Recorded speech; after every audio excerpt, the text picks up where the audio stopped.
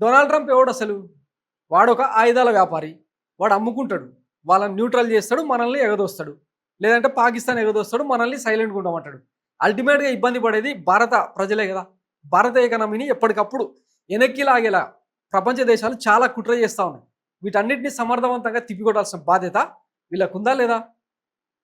ఈరోజు ఆపరేషన్ సింధూర్ పేరుతో 1 వీక్‌లో ఎన్ని పోర్టులను కరాచీ ఎయిర్‌పోర్ట్ దగ్గర నుంచి మొదలుపెడితే ఇదిగో నూర్ఖాన్ ఎయిర్ బేస్ వరకు చాలా ఎయిర్ బేస్‌లు అంటే పాకిస్తాన్ కీలకమైన యుద్ధ స్థావరాలన్నింటినీ కూడా ధ్వంసం చేసింది. ఇందులో కీలకంగా బ్రాహ్మోస్ క్షిపణులు ఏవైతే ఉన్నాయో అవి అద్భుతంగా పనిచేసినాయని చెప్పి మన డిఆర్డిఓను డిఎల్ఆర్డిని తర్వాత ఆర్మీ తెగువను కొనయాడుతూ ఉన్నారు. ప్రపంచం మొత్తం భారత్ తలుచుకుంటే ఏమైనా చేస్తుంది.